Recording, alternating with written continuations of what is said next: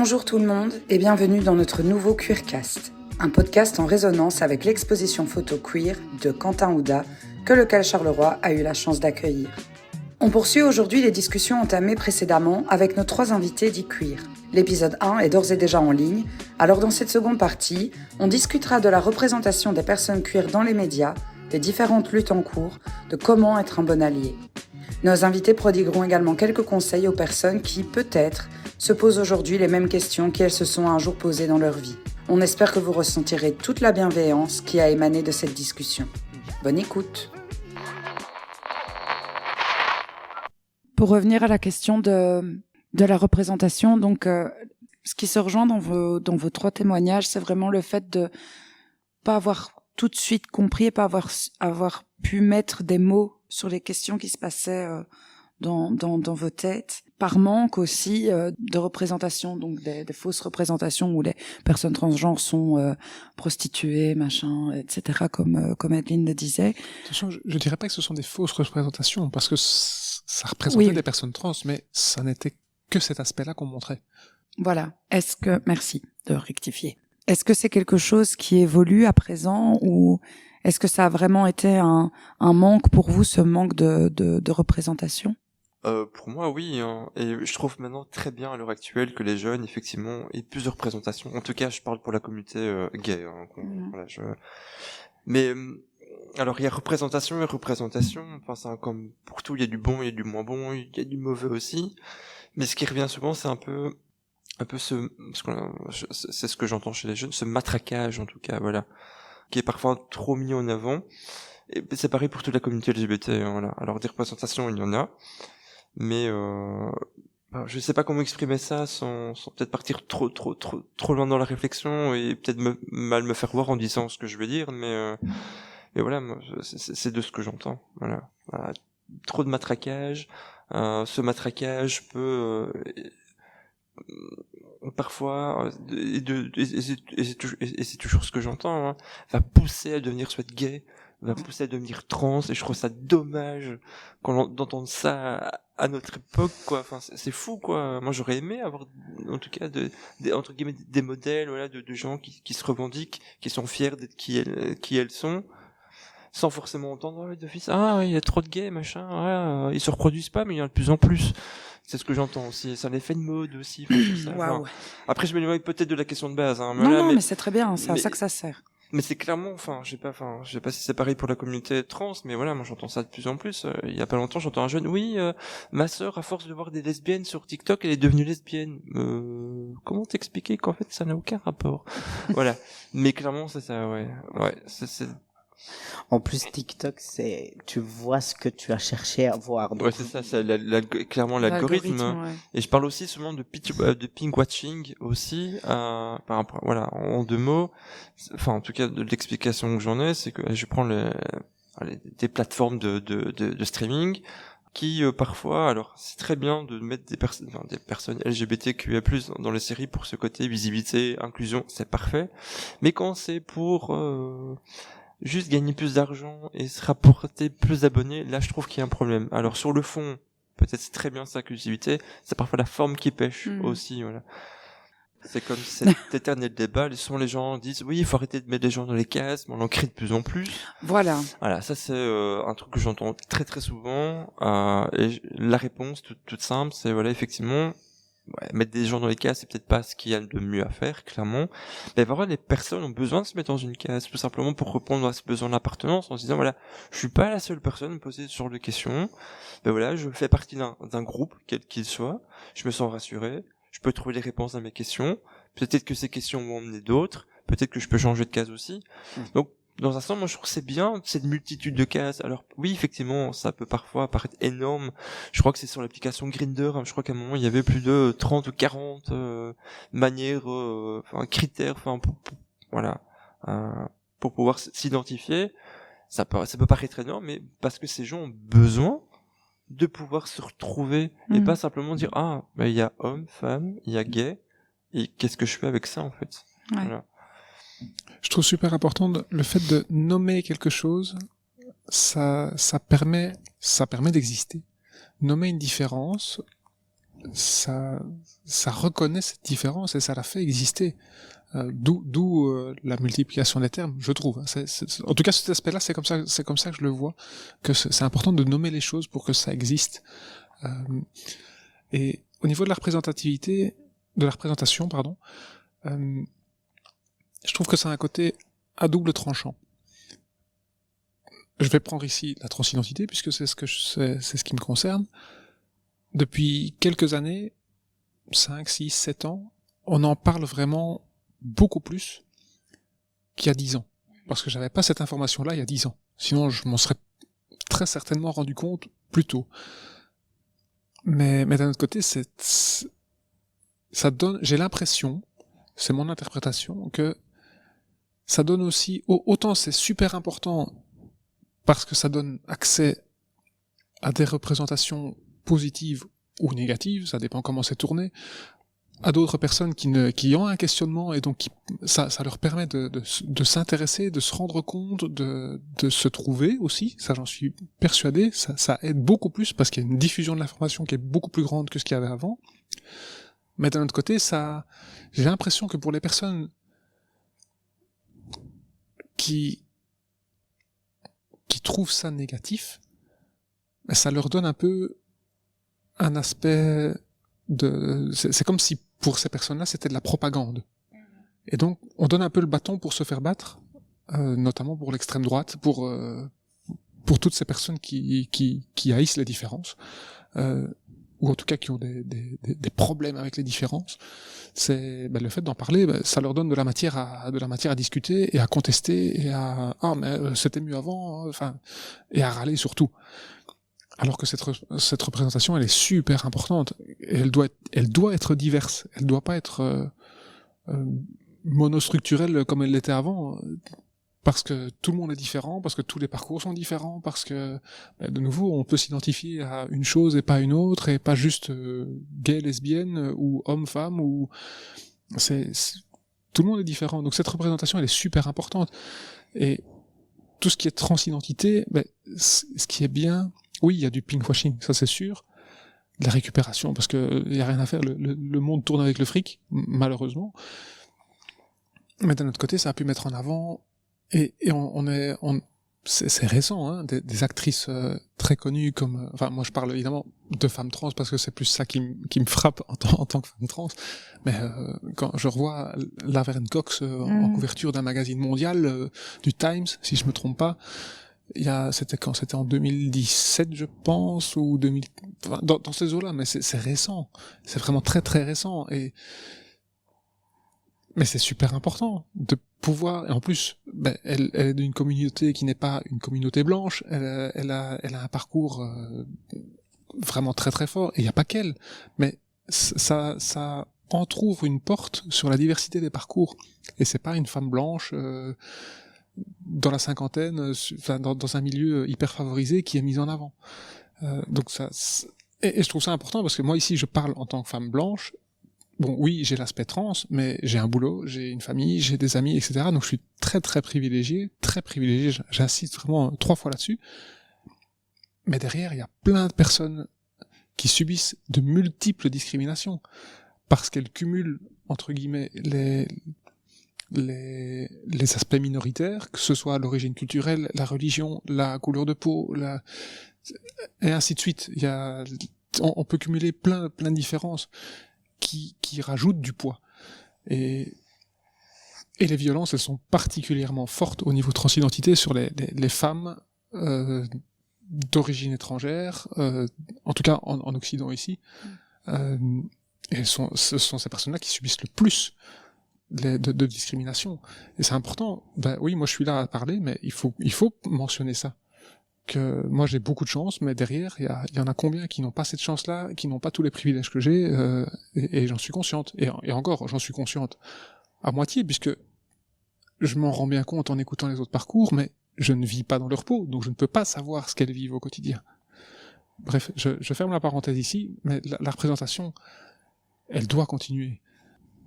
J'espère sincèrement, parce que quand je vois les tendances politiques en Europe pour le moment, et en Occident particulièrement, et, enfin pas que, j'avoue, je crains quand même je crains l'évolution de la situation. Certainement avec l'extrême droite qui monte partout en Europe. Et il n'y a pas que pour les personnes trans ou les personnes LGBT qui sont menacées. Le droit des femmes, les personnes d'origine étrangère, les réfugiés, enfin, il y a énormément de thématiques et de minorités qui sont potentiellement concernées par un recul de leurs droits. Donc on doit continuer cette représentation, on doit montrer qu'on existe, on doit pas lâcher, on doit... Et ça doit se voir partout. Il faut continuer. Et oui, ça va de toute façon être pris et considéré comme de la propagande par les personnes qui ne veulent pas nous laisser une place dans la société ou qui ne veulent pas voir autre chose qu'un couple cisgenre hétéro.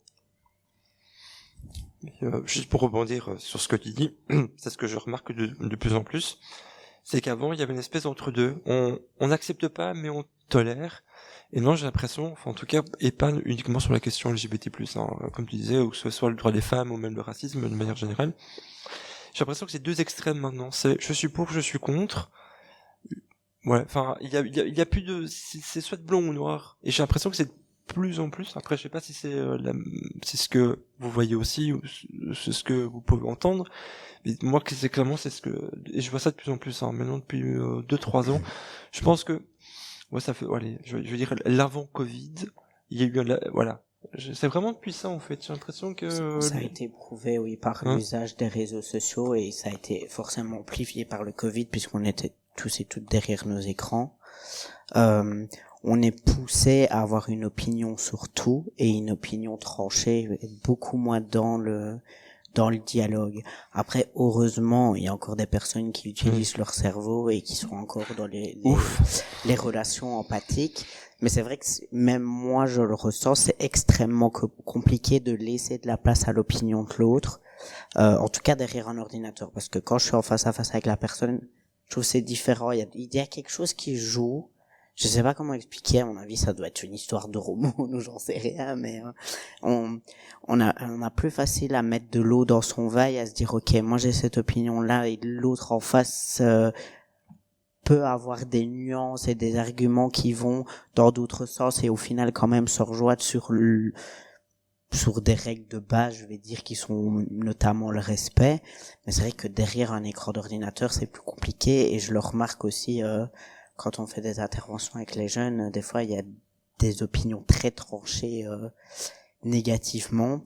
En tout cas, il y a une libération aussi de la parole du côté de la non-acceptation. Et c'est vrai que ça peut être aussi très violent. Je sais pas encore exactement comment le penser, comment contrer les choses, sinon donc continuer à dialoguer, être dans l'échange avec les gens qui ont envie de le faire, parce que j'ai pas non plus être dans la guerre en permanence. En tout cas, j'ai pas l'énergie pour et j'ai pas envie de mettre mon énergie là-dedans. Par contre, si on revient sur la représentation, ça reste d'une importance capitale. Non seulement pour les jeunes, ou en tout cas les personnes qui sont à la genèse de leur questionnement, de se dire, voilà, en fait, les personnes LGBT ou d'autres minorités existent. Je pense notamment à Transkit, où tu es, Aline, tu le disais encore tout à l'heure, c'est bien de voir en fait comment on peut être une personne trans adulte, c'est possible. Il y a un avenir qui est là parce qu'on ne nous le montrait pas avant, maintenant on peut le montrer. Et j'ai envie de faire le parallèle, parce que des fois j'aime bien montrer un peu ma religion avec des gros guillemets. Je suis un vrai fan de la série Heartstopper. Et je trouve qu'elle est à l'image de la génération d'ados actuels, où pour eux c'est normal de voir la diversité, qu'on soit d'accord ou qu'on soit pas d'accord avec, elle existe. Et j'ai la sensation qu'on est beaucoup dans la trentaine à regarder cette série, qu'on l'apprécie ou qu'on l'apprécie pas, mais à avoir un petit peu ce côté de je revis mon adolescence à travers eux, parce que nous on n'a pas pu avoir cette adolescence aussi libérée, ce qui n'exclut pas le harcèlement, parce qu'il y a des personnages qui en vivent, mais en fait ils sont ouvertement amoureux, les autres le savent. Et globalement, c'est ok, en fait. Je reviens en arrière, moi, à 15 ou 16 ans, c'était pas possible d'être à leur place. Et c'est un mélange de ça fait du bien et On les envie un petit peu. On les envie, oui. Et par rapport aussi aux représentations, ça aussi, ça évolue. Parce qu'avant, souvent, je prends pour les personnages gays, faut d'office des personnages en souffrance, machin, qui se cacher tout le temps, c'était horrible, leur vie était cachée, ils allaient mourir du sida, enfin voilà, enfin, les choses les plus horribles allaient leur arriver tout le temps. Et maintenant, en tout cas, voilà, ils vivent des vies parfaitement normales. Voilà, elles sont intégrées, voilà, être gay, c'est plus forcément, ce qui va forcément être mis en avant. Voilà, elles peuvent être gays et comme disait Kaylan, voilà, elles peuvent avoir une vie cool, ou effectivement elles peuvent subir des problèmes comme tout le monde est harcelé pour X raisons. Voilà, et effectivement voilà, le harcèlement ça ne se fait pas. Elles peuvent avoir des problèmes, mais voilà, leur vie ne va pas être gâchée parce qu'elles sont gays. Et ça, je trouve ça c'est bien. Voilà, c'est pas, on montre que c'est pas facile, mais qu'en fait, que tu peux parfaitement t'en sortir. Et que, voilà, c'est pas la fin pour toi, quoi. Et ça, c'est bien que ces représentations, en tout cas, évoluent. Parfois même à l'extrême, je trouve, dans une série, sur une plateforme de streaming bien connue pour pas la citer, une série qui parle ouvertement de l'éducation. Ben voilà, effectivement, voilà. Le nom était dans le titre. Voilà. Mais voilà, enfin, je veux dire, c'est parce qu'on Kaylan parle un peu de série, du coup je parle de celle-là. Effectivement, dans la dernière saison de cette série. No spoil, hein, j'ai pas encore regardé la dernière saison. Non, c'est garanti sans spoil. Effectivement, on va montrer énormément d'inclusion, mais même trop à l'extrême, voilà. Enfin, on sait que ce modèle qui est présenté dans cette dernière saison, on sait clairement qu'il est pas, c'est pas possible. Enfin, voilà, on a beau être le plus heureux du monde, clairement, c'est le genre de choses qui arrivera peut-être, mais dans 10, 15, 20, 30 ans, et qu'effectivement, en 2024, on est loin de cette réalité, ce qui est dommage. Mais voilà. Alors, c'est bien de montrer ce côté hyper ouvert, où tu peux être qui tu veux, quand tu veux, tu peux être accepté par tout le monde. Alors, peut-être par une partie de la population, mais pas par toutes. Alors, il faut faire attention dans ce qu'on montre, et le degré dans lequel on montre. L'inclusion et l'inclusivité, c'est très bien, l'acceptation aussi. Mais voilà, il faut juste pas pousser le curseur trop vite, pas faire peur aux gens, parce que c'est ce que j'ai entendu. Oui, mais qu'est-ce que ça fait? Ça va montrer que n'importe quoi. Non, faut juste, voilà. Ne pas faire de pas en arrière, mais pas aller trop en avant. Voilà. C'est un peu ce que je vois. Mais c'est un peu le ressenti que j'ai avec certaines séries ou films actuels. Autant ce sont des films, je trouve, feel good, moi qui me font me sentir vraiment bien, parce que je m'y retrouve et parce que tout est en couleur arc-en-ciel dans la série. Mais là où, en fait, je me reprends un petit peu une vitre comme ça, une porte vitrée en sortant de cet univers de la série, c'est que, comme tu dis, le curseur est un peu trop loin dans le sens où c'est irréaliste. Parce qu'il y a trop de personnages LGBTQIA+, dans la série, par rapport à la société. Sauf maintenant si on se retrouve dans un milieu militant, dans une association, etc. Mais, autant ça me fait du bien, autant quand je reviens à la réalité, on sait bien que c'est pas le cas. On n'y est pas encore, quoi. En tout cas, on n'y est pas encore, mais je ne pense pas qu'on y... à voir, parce que c'est une réflexion, évidemment, que j'ai là, de façon, à chaud, mais, on n'aura pas une société où les personnes trans seront majoritaires. Enfin, je pense pas. Enfin, à voir, mais, en tout cas, c'est pas l'état des choses actuelles.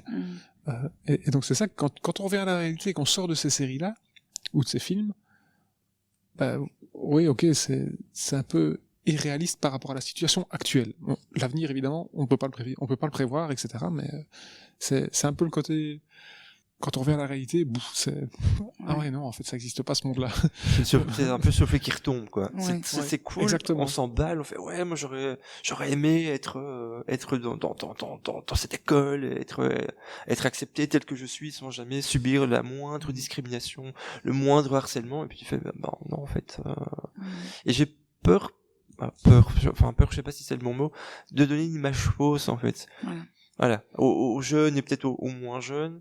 Alors, il faut pas avoir peur d'effectivement sauter le pas et d'affirmer qui on est, mais avec cette image un peu trop bisounours, voilà, et c'est parfois l'image qu'on en a de la communauté LGBTQIA+, que on est tous main dans la main, on saute tous dans un champ de roses et effectivement tout est parfait. Mais effectivement, non, c'est pas toujours le cas. Et parfois, les gens n'ont, voilà, on cette image de perfection, alors que, voilà, tout n'est pas parfait. Maintenant, faudrait voir comment les jeunes le perçoivent, justement, ce genre de série, parce qu'ici, bon, on est tous et toutes trentenaires. Enfin, pour toi, je ne sais pas, évidemment, mais... Bientôt, mais pas encore. Un peu de temps. Tout ça pour dire qu'on est déjà à un certain stade de notre vie, avec un certain passif en plus, chacun et chacune. Mais je sais pas du tout comment les jeunes adolescents et adolescentes interprètent ce genre de... Et comment ressentent les... Voilà, ce serait une question à leur poser. Ouais, moi j'ai une personne de ma belle famille qui, du coup, à ce moment-là, devait avoir 16-17 ans et qui me disait, oui, mais là, dans cette série-là, c'est trop, quoi. Il y a même plus un couple hétéro. Et il disait, voilà, moi je suis pas contre, tout le monde fait bien ce qu'il veut, y a pas de souci, mais là c'est trop, quoi. Donc la jeunesse, en tout cas ceux que je côtoie, sont vraiment dans l'acceptation de notre société, sans problème. Mais c'est vrai qu'il y a le côté de la surreprésentation pour, comme qui dirait, contrebalancer des années et des années de négligence. Justement, c'est intéressant ce que tu dis, et ça m'interpelle. J'adore particulièrement, moi, les histoires, justement, où, en fait, ce que la personne est n'est pas le centre de l'histoire. Où on va voir une personne trans, ou une personne gay, ou une personne lesbienne dans la série ou le film. Et en fait, c'est pas le centre de l'histoire. C'est, oui, elle l'est, et voilà, c'est tout. C'est un caractère, entre guillemets, anecdotique de l'histoire. On va voir un film policier avec une inspectrice qui est trans, mais on n'en fait pas tout un plat, quoi. Moi personnellement, j'aime bien ce genre de film et de série, mais certainement à mettre en miroir avec là où j'en suis moi dans mon parcours, en fait, où comme je l'ai dit, j'ai dépassé ce stade de transition transgenre.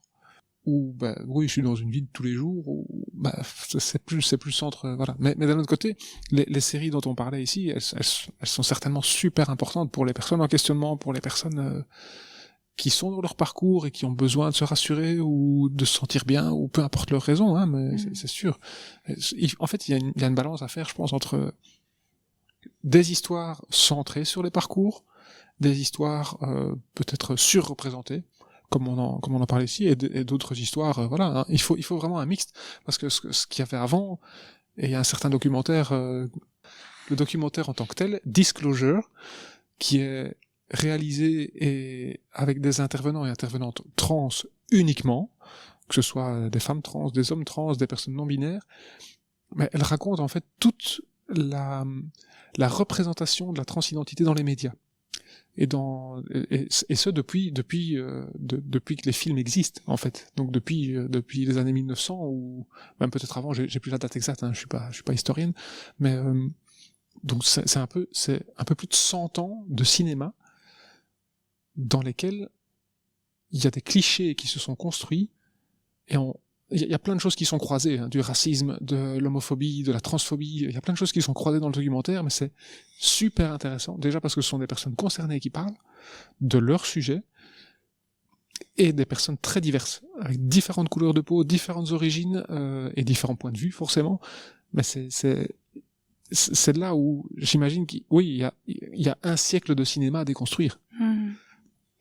Et on n'y est pas encore, parce que quand on a commencé à voir la première personne trans dans une série mainstream, la plupart du temps c'était des prostituées qu'on tuait dans les séries de policières, quoi. Et il y a une actrice qui disait oui, chaque fois moi j'avais le même rôle, quoi. J'étais une prostituée qui finissait morte. Mais c'est vraiment, mais c'est un documentaire super intéressant à regarder par rapport à la déconstruction des médias et du cinéma. Ouais. Et aussi par rapport à ça, parfois certaines personnes ont peur en faisant évoluer la norme, on leur enlève quelque chose, en fait. C'est souvent ce que j'entends. Oui, mais après ça va devenir la nouvelle norme, en tant qu'hétéro, on va devoir se cacher. Enfin, c'est très idiot, c'est très basique, hein, comme réflexion. Après c'est la leur, et la leur est propre, et voilà, je suis personne pour leur dire ça, mais oui, bon, souvent voilà, quand on donne quelque chose, on a souvent l'impression qu'on va nous enlever quelque chose, alors que c'est pas le cas, quoi. Et c'est pareil pour n'importe quel combat, que ce soit féminisme ou autre, hein, voilà. Les gars, c'est pas parce que on ouvre les esprits, qu'on fait évoluer les choses, qu'on va forcément vous enlever un truc, quoi. Non, c'est pas ça la question. Nous, on veut juste, certainement pas. on veut juste voilà, être qui on veut, voilà, ça passe crème, on se pose pas de questions, et dans un monde idéal, on devrait même plus avoir à faire son coming out, quoi. C'est ça. Dans un monde idéal, J'allais poser la on question. devrait même pas le faire, ça devrait être, ben voilà, t'es gay, ok, point, time et basta. Ouais. On devrait plus ressentir cette obligation. Déjà, parfois, on a du mal à s'accepter et se faire ce coming in, quoi, dire, voilà, être en phase avec qui on est. La société encore nous impose, clairement, c'est le terme, hein, ça, que j'utilise moi, impose de dire aux gens, mais voilà, je suis ça, mais pourquoi? Enfin, je vois pas cet intérêt de se sentir obligé pour se sentir accepté. En tout cas, moi, c'est ma vision des choses, hein. Voilà. Ce serait cool. Il y a quelque chose que j'aime souvent aborder dans les interventions, dans les discussions que j'ai avec d'autres personnes, c'est le côté centré sur l'Occident. Je suis pas anthropologue, je suis pas historienne, mais si on dézoome par rapport à l'Occident, si on va voir ailleurs dans le monde, donc géographiquement parlant, il n'y a pas, dans plein de sociétés, il n'y a pas que deux genres. L'homosexualité n'est pas d'office quelque chose regardé ou vu d'un mauvais œil, et historiquement parlant aussi. En Occident, dans la Rome antique, entre autres, de nouveau, je ne suis pas historienne, donc j'ai pas des détails, mais je sais que ça existe. Il n'y avait pas que deux genres. Et la Grèce antique aussi, je sais qu'il y avait des particularités. Donc, que ce soit dans l'histoire ou géographiquement parlant au niveau de la planète, il n'y a pas que notre vision des choses occidentaux qui prévaut dans le monde. Des pays ou des cultures où il y a minimum 3 genres, et il y en a plein, et je prétends pas parler au nom de ces personnes-là pour ne pas m'approprier quoi que ce soit, mais c'est un fait. C'est un fait. Les Hijras en Inde, les Fafafinas dans les îles Samoa, j'ai plus le terme exact, mais au Mexique, il y a aussi un 3e genre, par exemple. Il y a des sociétés amérindiennes, et de nouveau, je prends des gros guillemets parce que je suis pas spécialiste et je veux certainement pas m'approprier quoi que ce soit. Mais il y a plus que 2, voire plus que 3 genres dans certaines sociétés amérindiennes, par exemple. C'est à creuser, évidemment, mais la vision qu'on a très binaire dans nos sociétés, elle est pas universelle. C'est ça mon point, c'est que notre vision qu'on a là maintenant, un homme, une femme, et un homme avec une femme, c'est une vision occidentale et qui n'est pas universelle. On peut clôturer sur une toute dernière. Laquelle je vais prendre? On va faire un package. Si jamais moi j'en ai une. Oh, mais oui, mais je t'en prie, vas-y, c'est même encore mieux. Qu'est-ce qu'être un bon allié? Ou une bonne alliée? Et là, regarde, on l'avait. C'est quoi être un bon ou une bonne allié? C'est une excellente question, mais déjà accepter la différence. Ça peut paraître très basique, mais c'est une question que je me suis jamais vraiment posée. C'est quoi? Mais déjà essayer de comprendre. Alors si je vais prendre le truc dans l'autre sens. Voilà, par rapport aux études que j'ai fait et aux thématiques que je traite. Mais voilà, je me suis dit, tiens, je peux être allié de la communauté trans en me disant, voilà, je me suis informé sur le sujet, voilà, pour déconstruire toutes ces représentations positives ou négatives que je pouvais clairement avoir. Je pense, voilà, essayer de comprendre, tout simplement, de pas vouloir se réapproprier, voilà, qu'on soit bien d'accord, de pas, effectivement, tout à l'heure, j'ai peut-être été un peu maladroit en comparant des parcours, voilà, c'était pas le but, mais voilà, et ça, simplement, voilà, essayer de juste comprendre qui on est, par où on peut passer, que ce soit en positif ou en négatif, et n'essayez pas de nous expliquer des choses qu'on sait déjà aussi, voilà. Pas faire ce qu'on pourrait appeler du straight planning, peut-être, voilà, pour comparer, en parallèle au mansplaining, voilà, n'essayez pas de faire du guesplaining ou autre chose, voilà, c'est pas le but, on sait déjà, voilà, mais et quand vous ne savez pas, enfin, ne dites rien, et laissez-nous poser la question. Ouais, posez simplement la question, voilà. Mais je pense que en tout cas pour moi, c'est ça être un bon allié. Juste informez-vous et ça pourra n'être que mieux, je pense. Je voudrais dire que même avant ça, je voudrais rétropédaler en fait, de dire que là on parle de transidentité, d'homosexualité, de bisexualité, mais que pour tout individu qu'on a en face de nous, on ne connaît pas son vécu, et c'est d'avoir une position plus dans l'ouverture et dans j'ai à apprendre de l'autre. C'est de l'humilité, quoi. De l'humilité, oui. De dire, ok, je me rends compte que ton vécu, il est différent du mien. Soit on n'en fait aucun état parce que c'est pas l'objet, le bon moment, que sais-je.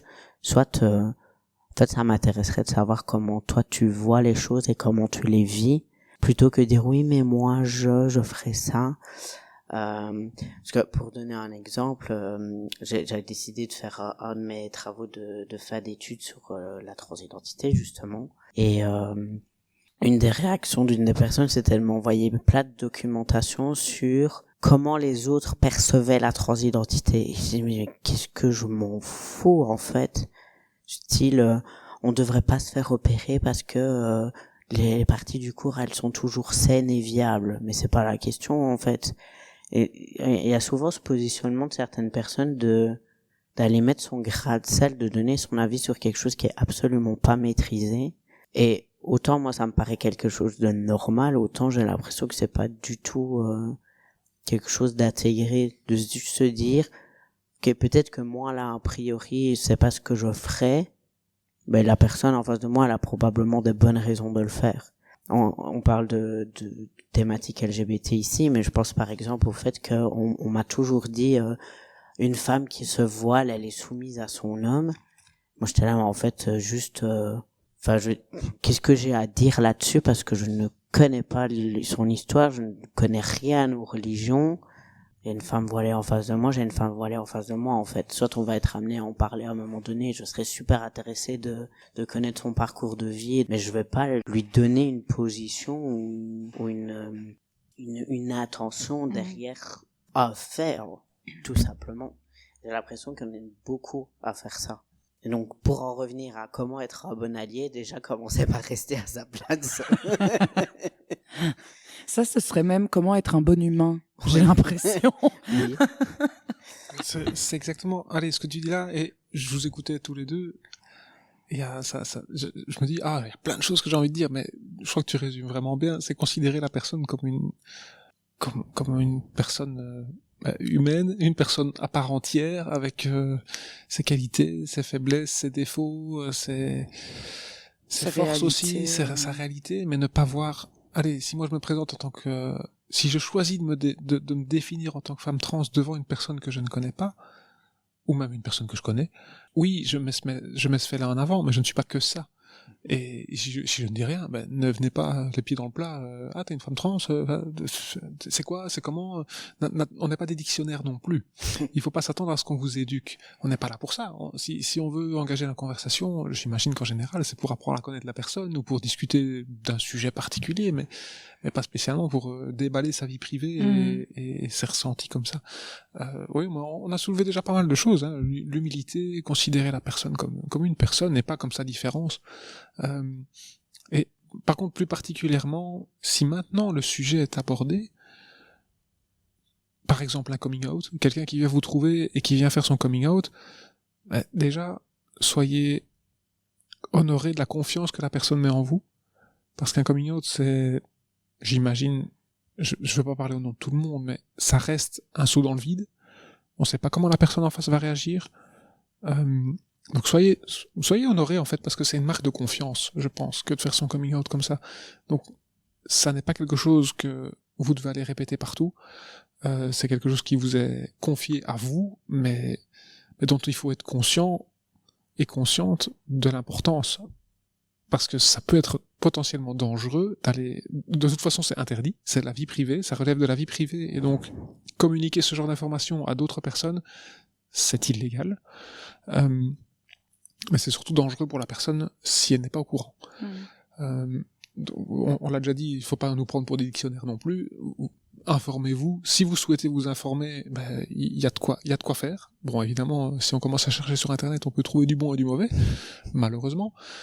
Et si vous avez un doute, vous posez la question, est-ce que ça te dérange si j'ai une question par rapport à certaines choses, voilà. Mais ne soyez surtout pas frustrés si on vous dit non, je ne veux pas en parler.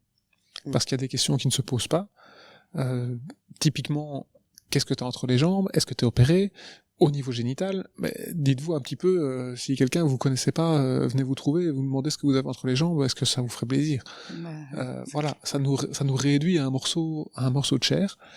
et à une expérience comme ça. Non, on n'est pas là pour satisfaire vos curiosités.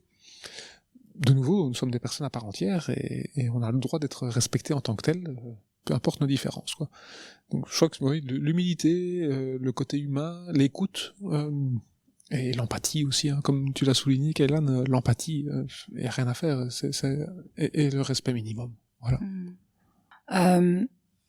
Malgré tout, je pense que c'est quelque chose qui pourrait potentiellement aider des personnes qui se reconnaîtraient en fait en vous écoutant. Qu'est-ce que vous conseilleriez à quelqu'un qui traverse ce par quoi vous êtes passé ou ce que vous traversez même en ce moment, avant, après, plus tard, maintenant, peu importe.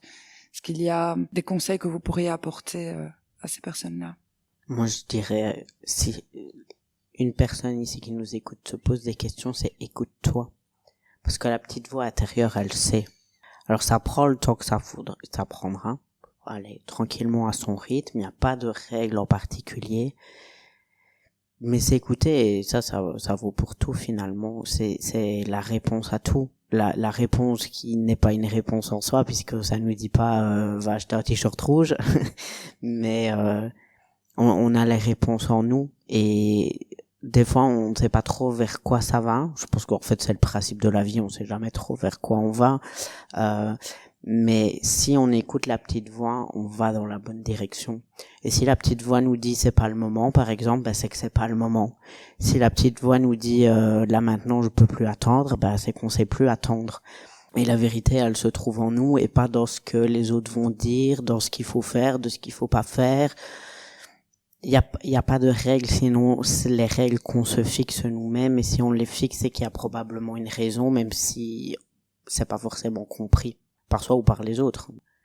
Vraiment, de s'écouter soi, et aussi, si on en ressent le besoin, on n'est pas seul. Il y a toujours quelqu'un, que ce soit des professionnels de la santé, avec tous les attentions qu'on peut mettre autour, parce que tout le monde n'est pas forcément formé et ouvert, mais il y a aussi toute une communauté. Et je trouve que ça, c'est important de le souligner, parce que autant on n'est pas un monde de bisounours, autant il y a toujours des espaces comme Transkids, comme les maisons arc-en-ciel, comme on a cité Face à toi-même aussi, des endroits où il y a des personnes qui ont décidé de donner de leur temps pour accompagner dans ces chemins de questionnement jusqu'au bien-être, en fait.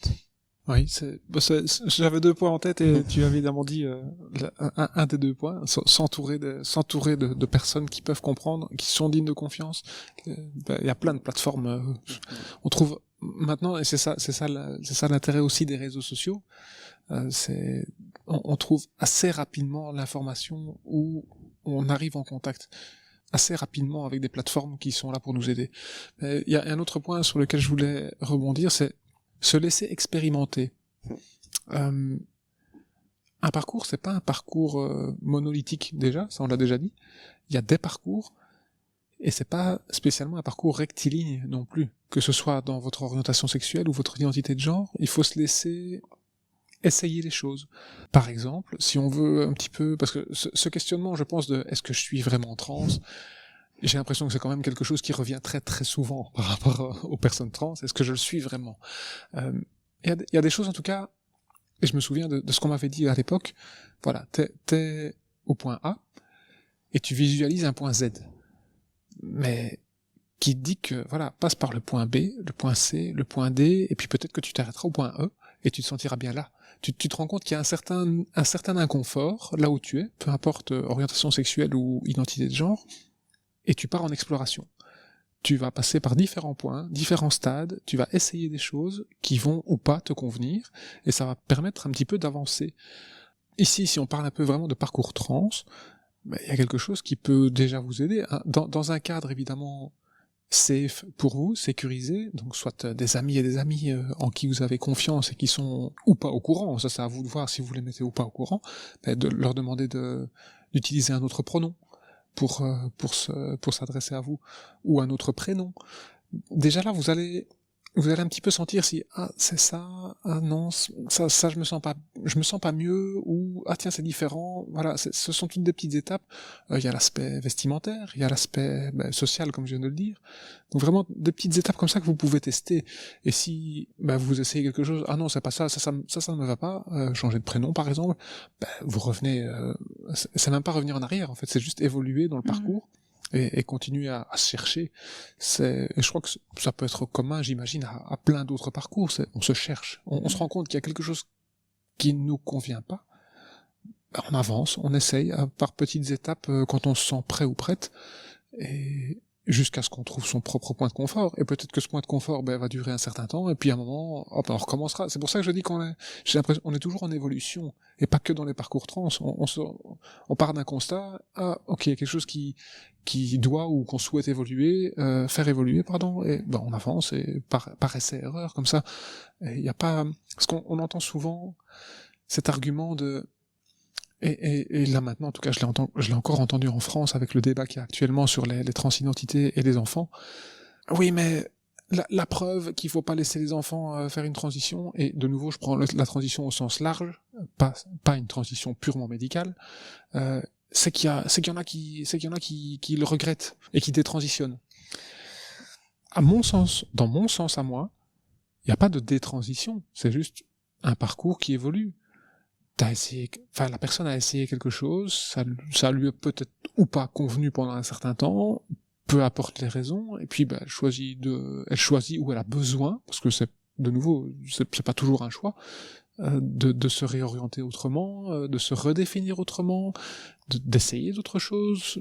Et c'est un parcours, quoi. C'est pas rectiligne. Et ce côté regret, oui, moi je l'entends. Et en soi, et alors?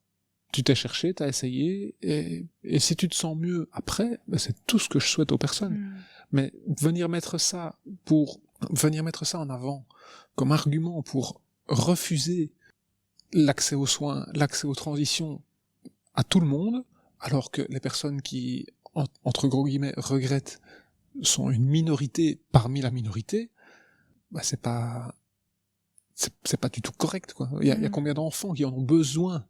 Alors il y en a certainement qui n'ont peut-être pas ce besoin absolu de transitionner ou de mettre en place certaines choses pour se sentir mieux par rapport à leur genre ou leur orientation sexuelle. Mais il y en a beaucoup pour qui c'est vital d'être soi-même. Quand tu dis des enfants, ce sont des personnes de quel âge? À partir de quel âge, en fait? Est-ce que... Honnêtement, il y a, de ce que j'ai pu voir, il n'y a pas vraiment d'âge.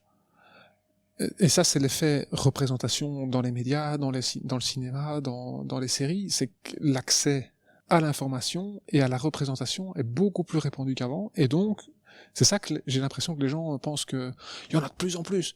Mais non, c'est juste que l'information est beaucoup plus visible, et donc les personnes ont beaucoup plus facile pour s'identifier. Et il y a des enfants à 3-4 ans. En fait, les enfants se rendent très vite compte, dans la société dans laquelle on est, des différences hommes-femmes qui leur sont imposées. Il suffit d'aller dans un magasin de jouets, il y a les rayons roses, il y a les rayons bleus.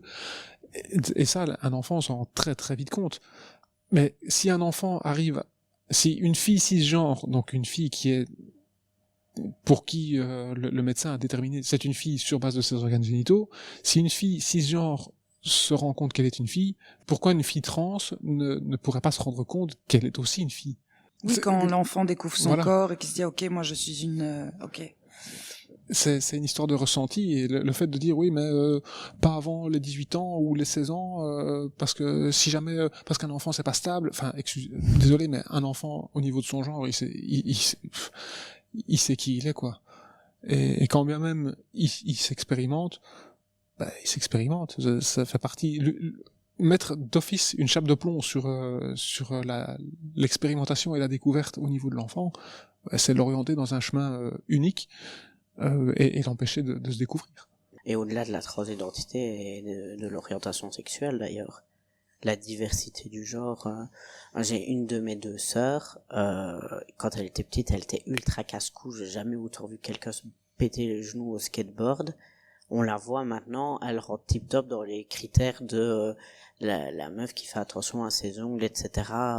Mais ça, c'est un truc d'ailleurs que je peux remercier ma mère, c'est qu'elle nous a toujours laissé expérimenter au niveau des jeux ce qu'on voulait. Et en fait, ça nous laisse une liberté incroyable. Le fait d'avoir pu m'inventer des histoires aussi quand j'étais enfant, ça m'a laissé de la place aussi.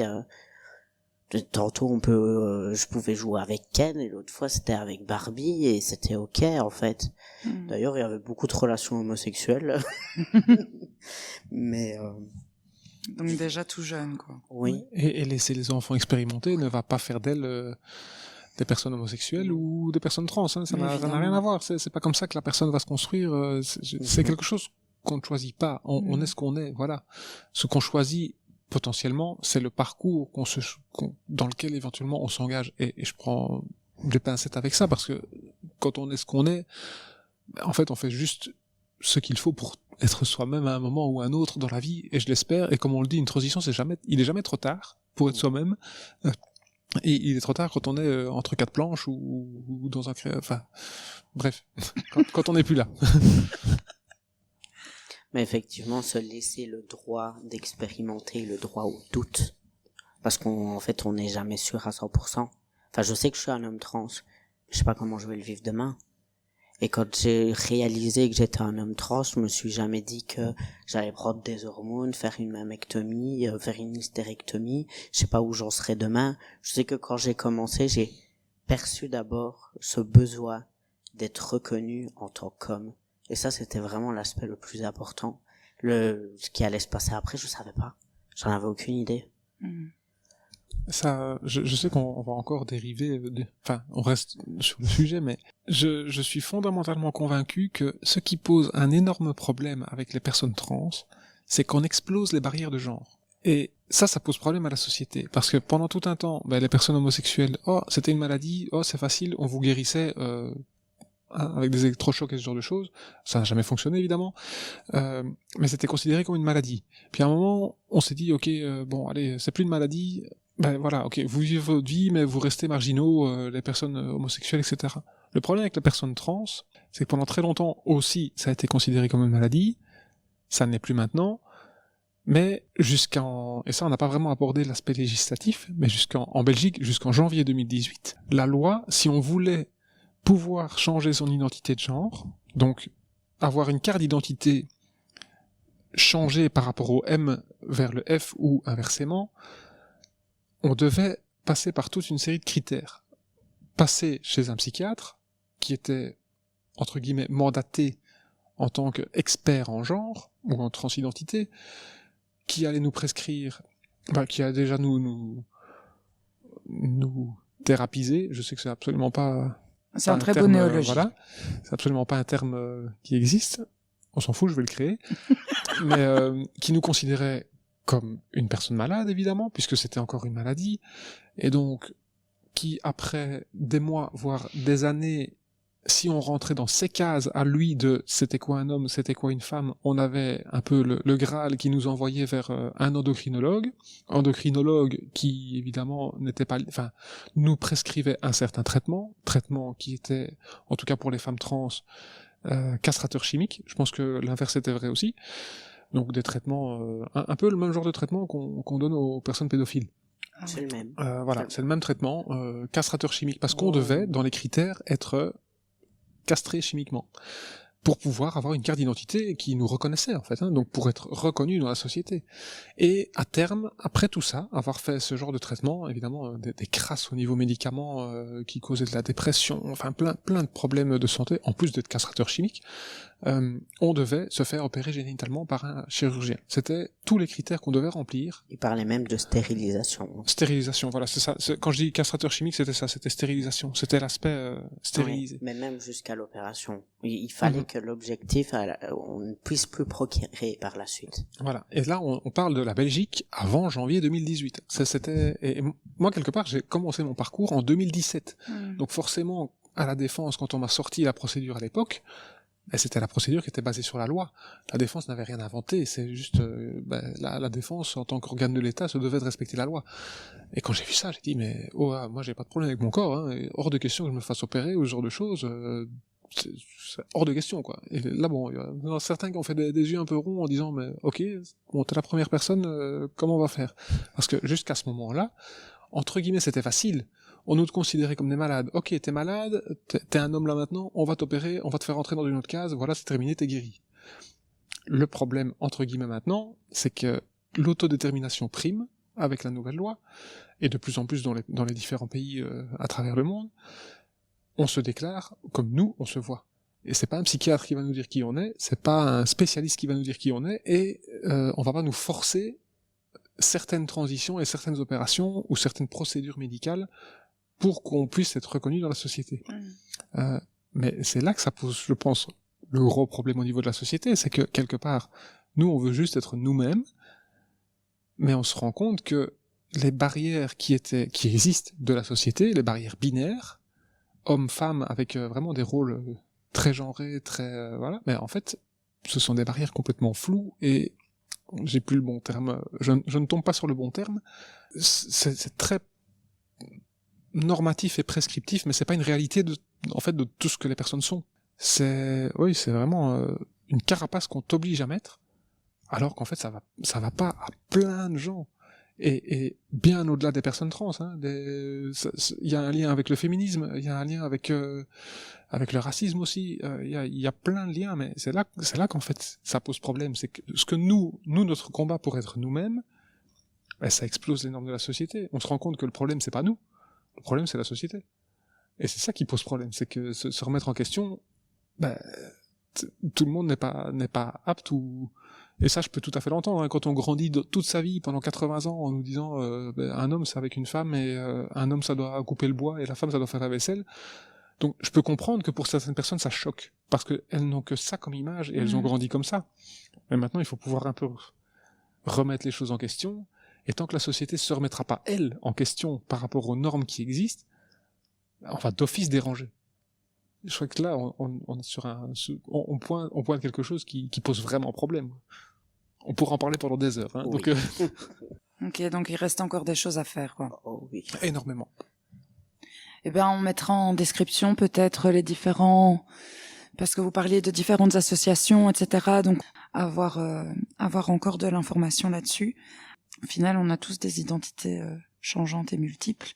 Bien sûr. Sinon, on serait pas des êtres humains, on serait des chaises. Attends, il y a différents types de chaises. Et on est reparti.